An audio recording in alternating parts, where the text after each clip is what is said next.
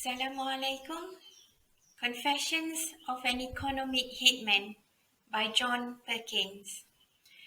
Economic hitmen, EHMs, build a global empire. Who are they?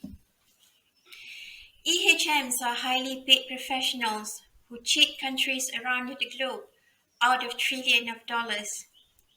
They funnel money from the World Bank, the US Agency for International Development, and other foreign aid organizations into the coffers of huge corporations and the pockets of a few wealthy families who control the planet's natural resources.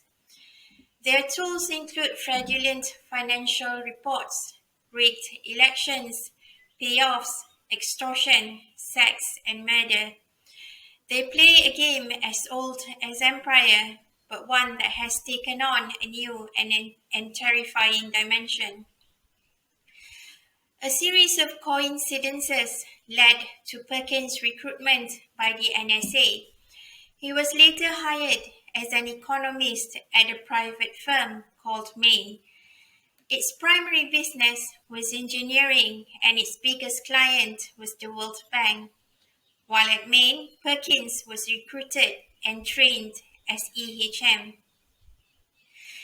EHMs work to serve the interest of the corporotocracy, which is a collection of corporations, banks, and governments that use their financial and political muscles to ensure that our schools, businesses, and media support certain agendas. One of the most important functions is to perpetuate and continually expand and strengthen the system. EHMs turn US from a republic into a global empire. They utilize international financial organizations to foment conditions that make other nations subservient to the corporatocracy. Loans are given to countries to develop infrastructure such as electric generating plants, highways, airports, and so on. A condition for the loan is that American companies must build the infrastructure. The money is simply transferred from banks in Washington to companies in New York, Houston, or San Francisco. The money returns almost immediately to the corporations that are members of the corporatocracy, but the recipient country pays back the entire sum plus interest. Two primary objectives of Perkins' job as EHM are: first, justify huge international loans that would funnel money back to Maine and other US companies through massive engineering and construction projects.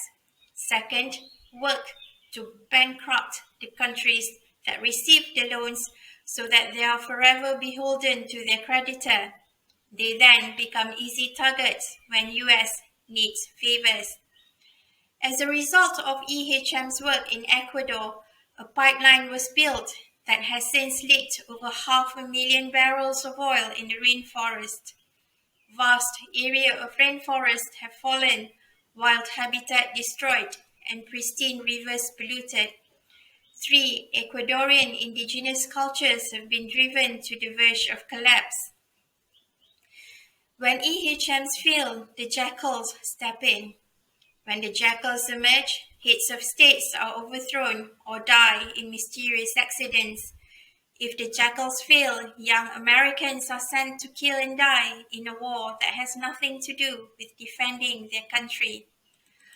Omar Torrijos of Panama was one of the people who resisted attempts to corrupt him. He implemented many policies that benefited his people, especially the poor.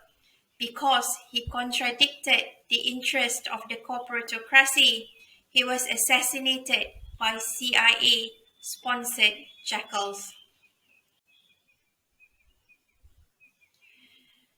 In 1951, Iran rebelled against a British oil company that was exploiting Iran's natural resources and people.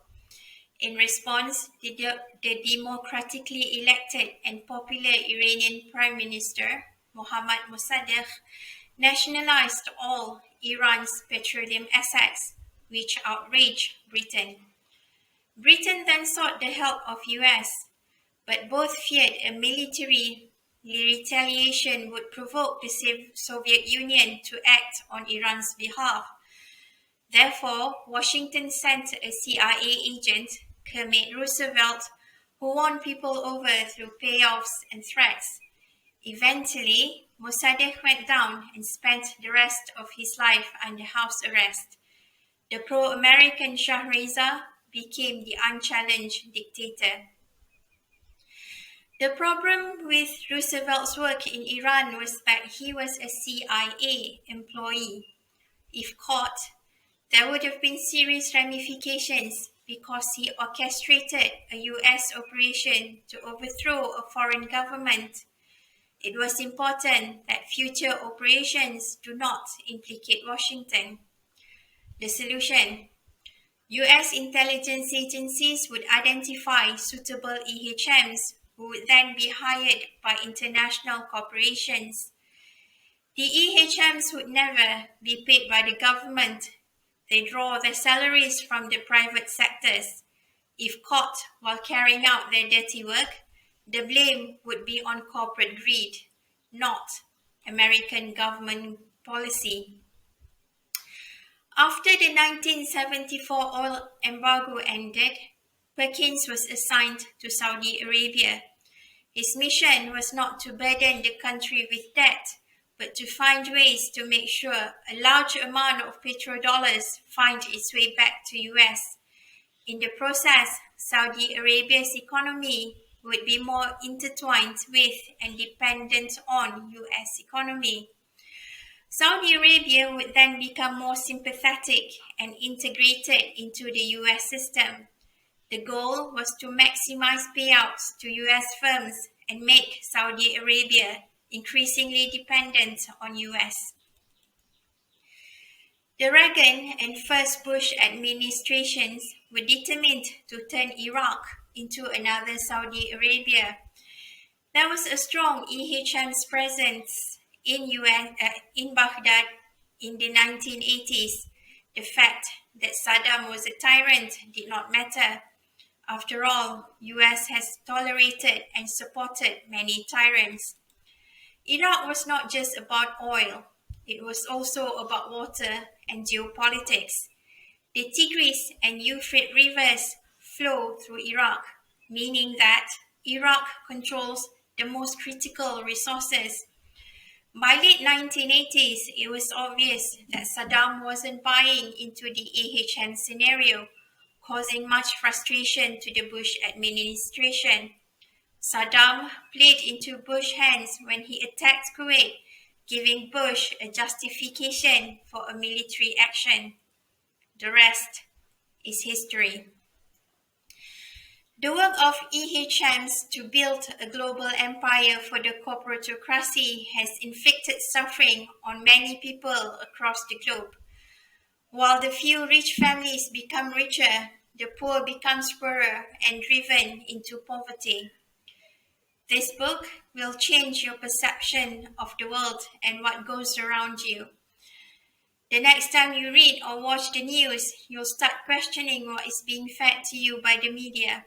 The next time you hear about an armed conflict somewhere on the globe, you'll start questioning who is really behind it, who supplies the weapons, who trained the rebels, and who actually benefit from the conflict.